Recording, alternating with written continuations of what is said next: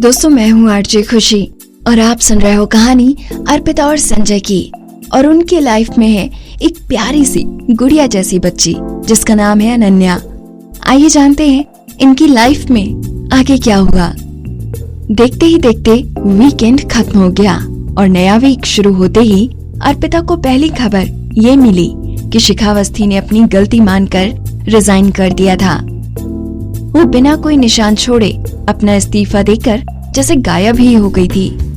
मैंने तो सोचा था कि वो कम से कम अपने लिए लड़ेगी और मैनेजर गीतांजलि से अपने लिए बात करने को कहेगी। मैंने कभी नहीं सोचा था कि वो इस तरह से चली जाएगी। ऑफिस में आसपास लोग बातें कर रहे थे। सच कहूँ तो मैं भी बहुत हैरान हूँ। मुझे याद है उसके पास कोई बड़ी डिग्री नहीं थी और मित्तल कॉर्पोरेशन में अपनी जगह बनाने के लिए उसने बहुत मेहनत की थी। वो अपनी नौकरी से बहुत प्यार करती थी। ये सब सुनकर नेहा को अर्पिता के लिए अच्छा नहीं लगा। वो नाराज होकर उन सब बातें करने वाले लोगों से बोली, तो क्या हुआ? शिखा अवस्थी ने खुद अपने लिए गड्ढा खोदा था तो उसे तो उसमें गिरना ही था। आप सबने सुना था ना कि उस दिन वो कितनी फालतू बातें कर रही थी। अगर सुपरवाइजर अर्पिता ने इस डील को न संभाला होता तो आज सुपरवाइजर अर्पिता को ही कंपनी से बाहर निकलना पड़ता। अचानक सभी लोग जैसे होश में आ गए। वो सब बारी बारी अर्पिता को देखते हुए कुछ कुछ कहने लगे। सुपरवाइजर अर्पिता, प्लीज हमें गलत मत समझिएगा। किसी को उस पर दया नहीं आ रही थी और हम सब कुछ नहीं कर सकते थे। बिल्कुल सही, आखिरकार वो हमारी कलीग थी और हमें उसके बारे में ये सब जानकर बहुत धक्का लगा है। कोई बात नहीं, अर्पिता ने हल्की सी मुस्कुराहट के साथ कहा और वो वापस जाकर अपनी सीट पर बैठ गई। ये सारी बातें उसके दिमाग में बार बार घूमने लगी। उसे अपने मन में आभास हो रहा था कि कुछ तो गलत हुआ था। उधर अब ऑफिस कलीग्स अर्पिता की बातें करने लगे। वैसे देखा जाए तो किस्मत अच्छी थी कि सुपरवाइजर अर्पिता को इटालियन भाषा बोलना आती थी। और यही नहीं, वो अपने काम में इतनी चौकस थी कि उसने पता लगा लिया कि मिस्टर जॉनसन को इंडियन फूड पसंद था। तभी तो वो उनके साथ डील करने में कामयाब रही। अर्पिता को सबके साथ घुलता मिलता देख बाकी कलीग्स भी उसके साथ दोस्ती बढ़ाने लगे। हाँ यार, तुमने तो मेरे मन की बात कह दी। पहले भी तो अर्पिता की वजह से ही कायरा टाटा टेक्नोलॉजी के प्रोडक्ट लॉन्च के लिए तैयार हुई थी। अब हर कोई पब्लिक रिलेशन डिपार्टमेंट की तारीफ कर रहा है। सबको लगता है कि हमारा डिपार्टमेंट कुछ भी कर सकता है, एक और कलीग ने गर्व से कहा। पीछे से एक और हंसता हुआ आया और बोला, अब बस भी करो। हर कोई जानता है कि सुपरवाइजर अर्पिता कुछ भी कर सकती हैं। जब से सुपरवाइजर अर्पिता हमारे डिपार्टमेंट में आई है, हमारे डिपार्टमेंट ने कई बड़े प्रोजेक्ट पर अपनी पकड़ जमा ली है। अब तो वो पब्लिक रिलेशन डिपार्टमेंट की लकी स्टार बन गई हैं। अब तो वो मैनेजर गीतांजलि की तरह काबिल लगती हैं। हर किसी को अपनी तारीफ करते हुए देखकर अर्पिता अपनी कुर्सी से खड़ी हुई, जैसे वो कहने वाली थी कि ये पूरे डिपार्टमेंट की जीत है। उसने देखा कि गीतांजलि ऑफिस के एंट्रेंस पर खड़ी थी। अर्पिता को बिल्कुल पता नहीं था कि वो वहाँ खड़ी है। ये सुनकर गीतांजलि बिल्कुल खुश दिखाई नहीं दे रही थी। जैसे ही उसकी नजरें अर्पिता से मिली, उसने एक मुस्कुराहट के साथ कहा, good morning everyone. Good morning manager Gitanjali. सभी एम्प्लॉइज ने एक साथ बोला। जिस आदमी ने अभी अभी अर्पिता को गीतांजलि के साथ कंपेयर किया था, उसने कभी सोचा भी नहीं था कि गीतांजलि उसे सुन लेगी और वो थोड़ा घबरा गया। हालांकि गीतांजलि सिर्फ मुस्कुराई और वो बिल्कुल नाराज नहीं थी, बल्कि वो बाकी सबके साथ मिलकर चुटकी लेते हुए बोली, मैं जानती हूँ जब नया प्यार मिल जाता है तो लोग पुराना प्यार भूल जाते हैं। मैं जानती हूँ सुपरवाइजर अर्पिता ने कंपनी के लिए बहुत कुछ किया है और इसीलिए मैंने खुद मिस्टर संजय से इनके काम की तारीफ की है।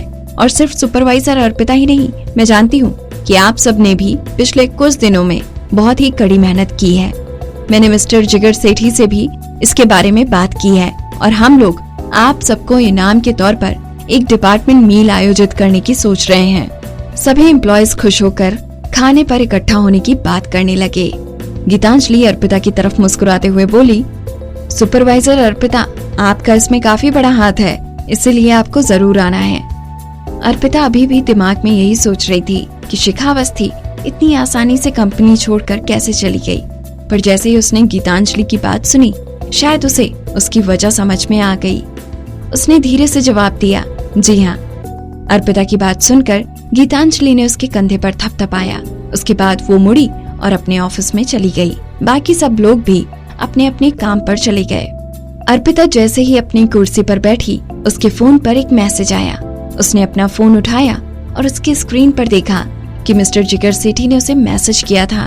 उसने अर्पिता को डिपार्टमेंट मील के बारे में बताने के लिए मैसेज किया था, इससे पहले कि अर्पिता उसके मैसेज का जवाब दे पाती। पीछे से एक कलीग ने आकर पूछा, सुपरवाइजर अर्पिता, क्या कायरा भी डिपार्टमेंट मील पर आने वाली है? वो भी तो इस प्रोजेक्ट का हिस्सा है। पब्लिक रिलेशन डिपार्टमेंट में बहुत से एम्प्लॉइज कायरा के फैन थे। जैसे ही सबने ये सवाल सुना, एकदम से उन सब के सिर अर्पिता की तरफ मुड़े। आप सब क्या सोच रहे हैं? ये खाना तो सिर्फ स्टाफ मेंबर्स के लिए है, कायरा वहाँ क्यों आएगी? एक कलीग ने हंसते हुए कहा। हाँ, हम सबको पता है उसका आना मुश्किल ही है, पर हम तो सिर्फ थोड़ी सी आस लगा रहे थे। तुम क्यों हमारे सपने तोड़ रहे हो? कायरा तो बस कायरा है, दूसरे ने कहा। और उसकी ये बात सुनकर वहाँ बैठे कई लोग अपने दिल पर हाथ रखकर जोर की सांस लेने लगे। ये देखकर सब लोग जोर जोर से हंसने लगे। अर्पिता भी उनके साथ जोर से हंसने लगी। वो बोली, मैं आपकी मदद करने के लिए उससे यहाँ आने की रिक्वेस्ट कर सकती हूँ। सुपरवाइजर अर्पिता जिंदाबाद। सुपरवाइजर अर्पिता, मैं तो आपका फैन हो गया। इस तरह सब लोग हंसी मजाक करने के बाद अपने अपने काम पर लौट गए।